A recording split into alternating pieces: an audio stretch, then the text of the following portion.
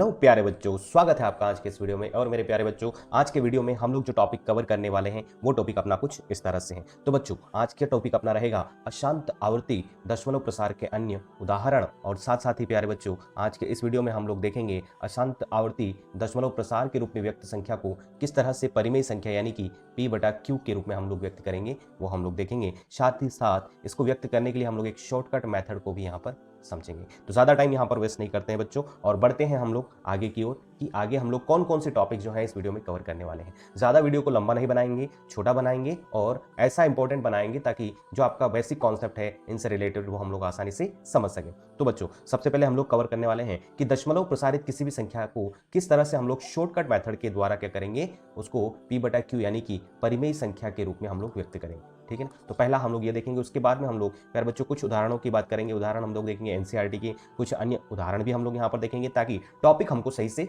समझ में आ जाए। और उसके बाद बात करेंगे हम लोग कुछ महत्वपूर्ण निष्कर्ष की, कि ये सारी के सारे एग्जाम्पल्स जब हम लोग सॉल्व करेंगे तो हमें कुछ महत्वपूर्ण निष्कर्ष यहाँ पर दिखाई देंगे। तो उन महत्वपूर्ण निष्कर्षों को हम लोग नोट डाउन करेंगे, उनको समझेंगे ताकि वो हमें इन फ्यूचर भविष्य में याद रहे। तो बढ़ते हैं आगे। सबसे पहले हम लोग अगर शॉर्टकट मेथड की बात करते हैं, ठीक है ना, यानी कि किसी भी दशमलव प्रसारित संख्या को अगर P/Q के रूप में व्यक्त करना है तो उसकी शॉर्टकट मेथड अपनी क्या होगी। क्योंकि पुराना तरीका हम लोग देख चुके हैं किस तरह से हम लोग क्या करेंगे, किसी संख्या को अगर वो P/Q के रूप में लिखी है तो उसको हम लोग P/Q के रूप में व्यक्त करेंगे, या फिर अगर कोई संख्या दशमलव प्रसारित है तो उसको हमें किस तरह से P/Q के रूप में व्यक्त करना है। तो जनरल मेथड हमें पता है, लेकिन एक शॉर्टकट मेथड हम लोग यहाँ पर देखेंगे ताकि हम लोग समझ सकें कि किस तरह से शॉर्ट टाइम में इस तरह के क्वेश्चन को सॉल्व किया जाता है। तो देखिए प्यारे बच्चों, यदि कोई संख्या, ठीक है, हम लोग बात करते हैं किसी भी ऐसी संख्या की कि अगर हमारे पास में मान लीजिए कोई भी संख्या है, ठीक है, वो संख्या अशांत आवर्ती दशमलव प्रसार के रूप में व्यक्त है। ठीक है, मान लीजिए संख्या अपनी क्या है 0.6832323232 करके इस तरह से लिखी हुई है, या उस संख्या को हम लोग क्या लिख सकते हैं, उस संख्या की अगर बात की जाए तो वो संख्या जो है अपनी वो लिखी जा सकती है 0.6832 के ऊपर हम लोग क्या लगा देंगे, बार लगा देंगे। 32 के ऊपर क्या लगा देंगे, बार लगा देंगे। तो इस रूप में अगर कोई संख्या हमारे पास में व्यक्त है और उस संख्या को हम लोग P/Q के रूप में लिखना चाहते हैं, किस रूप में लिखना चाहते हैं, P/Q के रूप में, तो हम उसको किस तरह से व्यक्त करें। तो उसका एक फॉर्मूला है, इस फॉर्मूले को हम लोगों को यहाँ पर समझना है पूरी तरह से। ठीक है, अगर ये फॉर्मूला आप लोगों को क्लियरली समझ में आ गया तो आप आसानी से किसी भी संख्या को P/Q के रूप में बदल सकते हैं। तो सबसे पहले हमें करना क्या है, ठीक है, ये हमारे पास में अंश वाली चीज़ें हैं और ये हमारे पास में पूरी पूरी हर वाली चीज़ें हैं। हमें करना क्या है, पूरी संख्या को बिना दशमलव के लिखना है। क्या करना है, पूरी संख्या को बिना दशमलव के लिखना है, माइनस वह करना है, माइनस वह संख्या जो उन अंकों से बनी है जिनकी पुनरावृत्ति नहीं हो रही। जैसे हमने जो एग्जाम्पल लिया था उसकी अगर बात करें तो वो एग्जाम्पल क्या है, 0.6832 का बार। तो इसमें पूरी संख्या को हमें क्या करना है, पूरी संख्या को बिना दशमलव के लिखना है, यानी कि 6832 को लिख दिया, फिर लगाएंगे माइनस। उसके बाद हमें क्या करना है, उसके बाद की अगर हम लोग बात करते हैं तो उसके बाद हमें वह संख्या जो उन अंकों से बनी है जिनकी पुनरावृत्ति नहीं हो रही। तो यहाँ पर अगर देखें तो पुनरावृत्ति किसकी हो रही है, केवल 32 की हो रही है, 6 और 8 की आपकी पुनरावृत्ति नहीं हो रही। तो हम लोग क्या करते हैं, यहाँ पर माइनस क्या करेंगे, 68। ये वो संख्या हो गई जो उन अंकों से बनी है जो कि आपके रिपीट नहीं कर रहे। अब बात करते हैं डिनोमिनेटर की। तो डिनोमिनेटर में हम लोग क्या करेंगे, जितने अंकों की पुनरावृत्ति हो रही है उतनी बार 9 लिखना है। तो भैया कितने अंकों की पुनरावृत्ति हो रही है, यहाँ पर अगर देखें तो 2 अंक जो है आपके इनकी पुनरावृत्ति हो रही है, तो 2 बार हम लोग 9 लिखेंगे, 2 बार हम लोग क्या लिखेंगे, 9 बार। उसके बाद 9 लिखकर उनके पीछे उतने शून्य लगाए जितने अंकों की पुनरावृत्ति नहीं हो रही। तो भैया 2 अंक ऐसे भी हैं जिनकी पुनरावृत्ति नहीं हो रही, तो पीछे कितने शून्य लग जाएंगे, अपने पास में 2 शून्य लग जाएंगे। और अगर हम लोग इसको सॉल्व करें तो 6832 माइनस 68 डिवाइडेड बाई कितना है, 9900। तो ये आएगा भैया अपने पास में 6764 डिवाइडेड बाई 9900। और ये संख्या जो है अपनी P/Q के रूप में लिखी हुई है। इसको और भी आप लोग सॉल्व करेंगे तो अपना फाइनल आंसर आ जाएगा। तो शॉर्टकट मेथड अपनी क्या है प्यारे बच्चों, शॉर्टकट मेथड की अगर बात की जाए तो शॉर्टकट मेथड में क्या है कि जो भी संख्या आप लोग को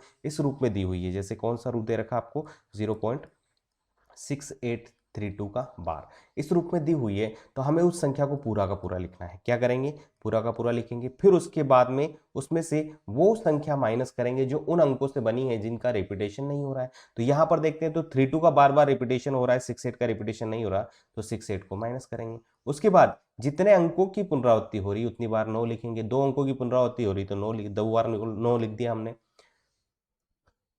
उसके बाद में जितने अंकों की पुनरावृत्ति हो रही है उतनी बार 9 लिखेंगे। तो कितने अंकों की पुनरावृत्ति हो रही है, हम यहाँ पर देखते हैं तो 2 अंकों की पुनरावृत्ति हो रही है, तो 2 बार हमने 9 लिख दिया। और उसके बाद उतने ही 0 लगाएंगे जितने अंकों की पुनरावृत्ति नहीं हो रही है।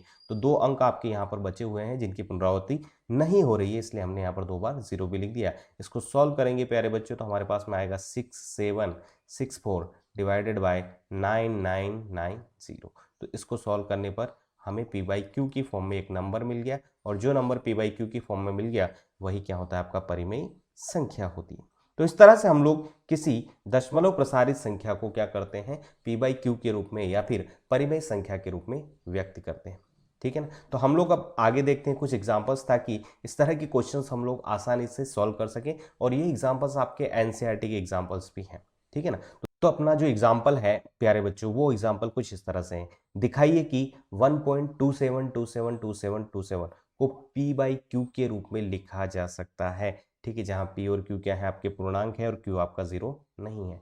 तो इस क्वेश्चन को हम लोग दोनों तरीके से सॉल्व करेंगे। एक अपनी शॉर्टकट मेथड है और दूसरी अपनी लॉन्ग कट बोल दो, या फिर जो जनरल मेथड है जिसे हमें एग्जाम में, हमारी सीबीएसई की जब एग्जाम होती है बोर्ड पैटर्न की, तो वहां पर उसको सॉल्व करना होता है। हम दोनों ही तरीके यहाँ पर देखते हैं और दोनों को ही शॉर्टकट वे में यहाँ पर देख लेते हैं। तो देखिए, सबसे पहले मान लीजिए अगर हम लोग जनरल मेथड की बात करें प्यारे बच्चों, ठीक है ना। तो जनरल मेथड की अगर बात की जाए तो जनरल मेथड में हम लोग मान लेते हैं कि जो x है अपना, वो कितना है, वो है 1.2727, या फिर इसको डैश करके चला जा रहा है यार। ठीक है, इसको लिखेंगे 1.27 का बार। ओके, इसको हमने x मान लिया। अब हमारे पास में देखो 2 अंकों का रिपीटिशन हो रहा है, इसलिए हम लोग क्या करते हैं, दोनों तरफ 100 से मल्टीप्लाई करते हैं। तो इधर भी 100 से मल्टीप्लाई करेंगे, इधर भी 100 से मल्टीप्लाई करेंगे, तो ये हो जाएगा 127.272727, ये इसी तरह से चलता रहेगा।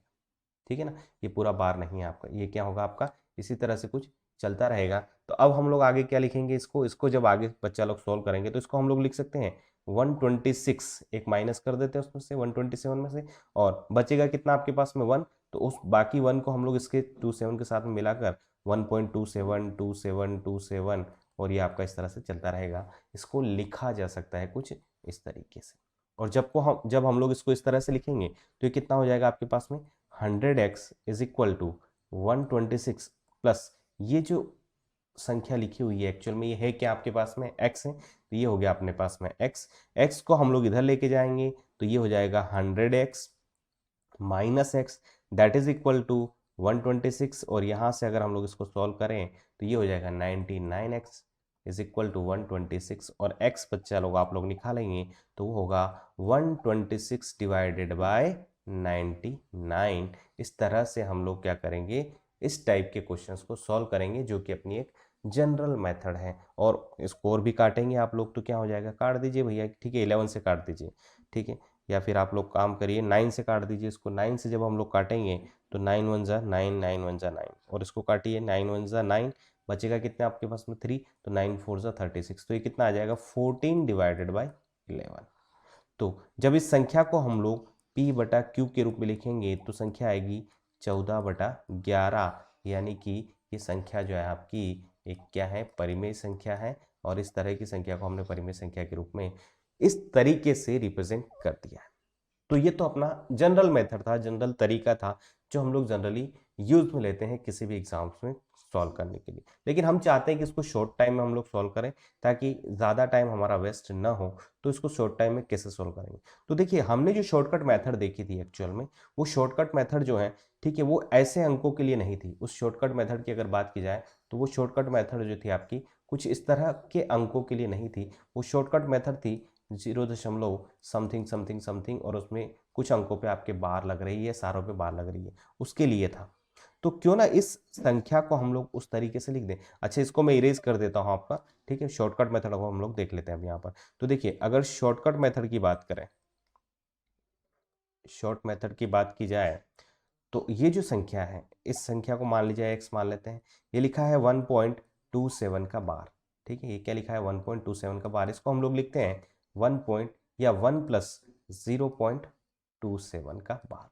अब देखो इस तरह की संख्या को हमें P/Q के रूप में लिखने के लिए शॉर्टकट मेथड पता है, 1 को नहीं लिखने का पता है, तो 1 को छोड़ दो एज इट इज। हमारे पास में क्या बचेगा, x is equal to 1 plus, अच्छा ये जो संख्या है आपके पास में 0.27 का बार, इसको हम लोग शॉर्टकट मेथड से क्या करते हैं, शॉर्टकट मेथड से P/Q की फॉर्म में चेंज करते हैं। क्या आंसर आएगा अपना जरा देखिए। अगर इसको शॉर्टकट मेथड से सॉल्व करने जाए तो हमारी शॉर्टकट मेथड क्या करती है कि पूरी की पूरी संख्या लिखिए दशमलव को हटाकर, तो पूरी की पूरी संख्या लिख दो भैया, पूरी की पूरी संख्या लिखेंगे तो कितना आएगा 27, माइनस माइनस क्या करेंगे, उन अंकों से बनी संख्या को माइनस कीजिए जिन पर या जिनकी पुनरावृत्ति नहीं हो रही है। तो भैया यहाँ पर ऐसे तो कोई अंक नहीं है क्योंकि क्या लिखा है 0.27, उससे आगे ऐसे कोई अंक नहीं है जिनकी पुनरावृत्ति नहीं हो रही है, यानी कि क्या आ जाएगा 0। फिर हम लोग क्या करेंगे, यहाँ पर डिवाइड में लेंगे, डिवाइड में उतनी बार 9 लिखेंगे जितनी बार आपके अंकों की पुनरावृत्ति हो रही है, यानी कि 2 अंकों की पुनरावृत्ति हो रही तो उतनी ही बार क्या लेंगे 9 लिखेंगे।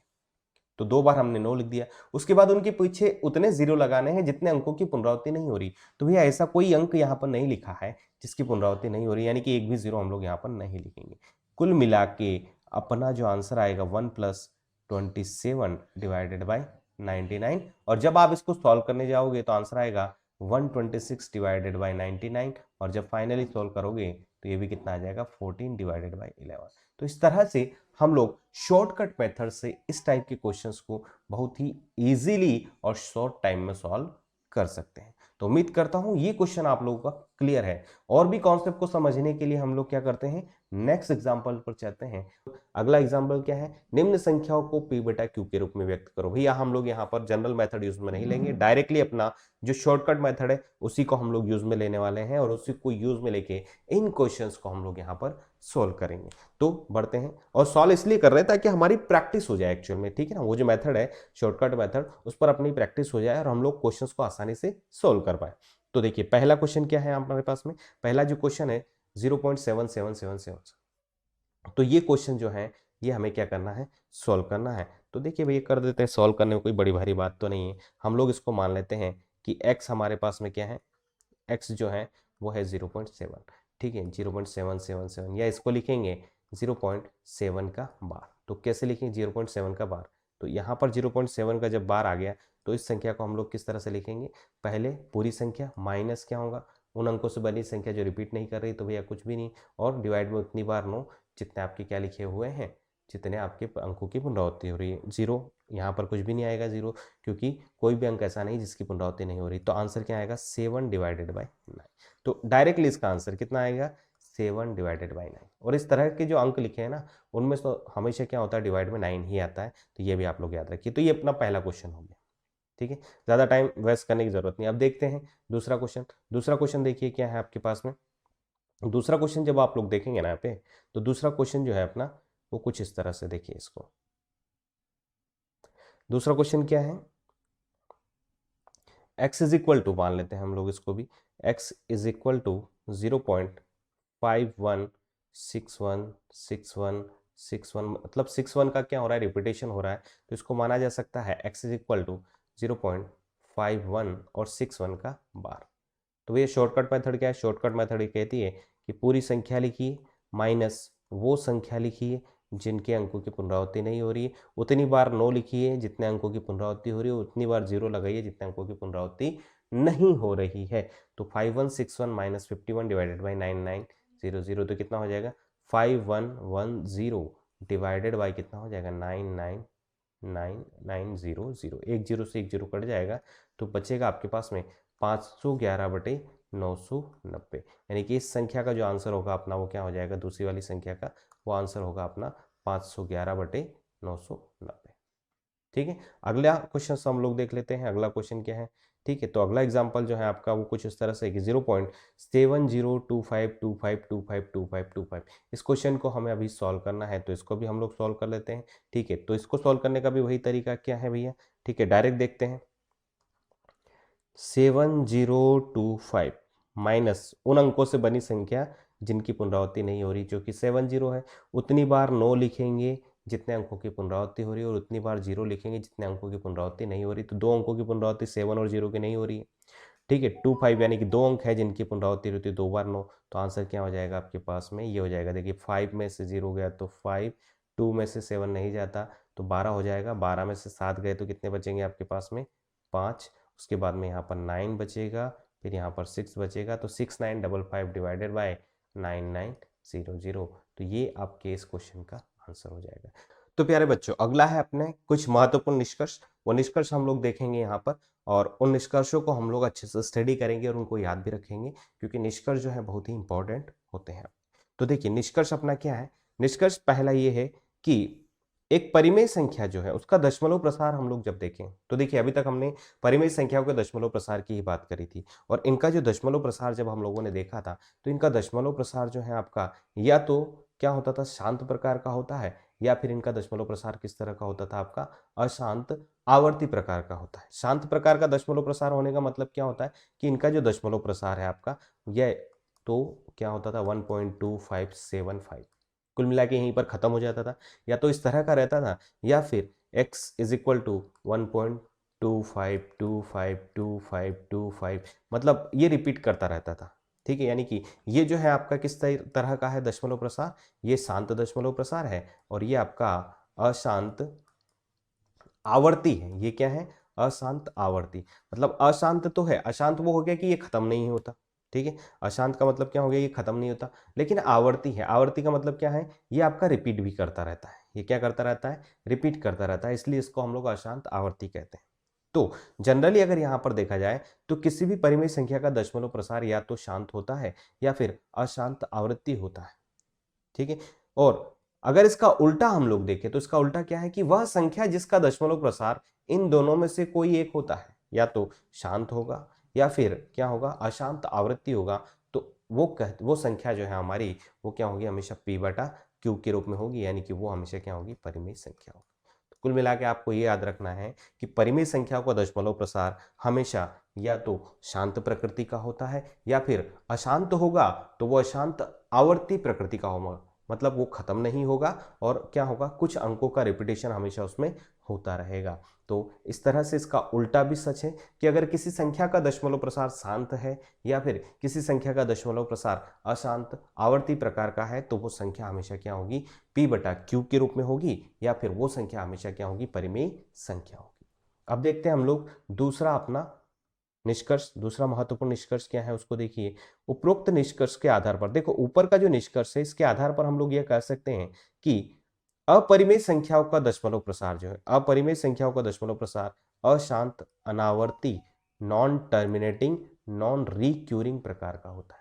अब देखिए भैया, परिमेय संख्याओं का दशमलव, जनरली अगर हम लोग दशमलव प्रसार की बात करते हैं तो कितने तरह का होता है, दशमलव प्रसार या तो शांत होगा या फिर क्या होगा, अशांत। ठीक है, अब ये अशांत भी दो तरह का होता है, एक तो होता है कि जो रिपीट करता रहता है यानी कि आवर्ती, और दूसरा होता है जो रिपीट नहीं करता है, कोई स्पेशल पैटर्न उसका नहीं होता है, और वो अपने अंकों की पुनरावृत्ति बार बार नहीं करता है।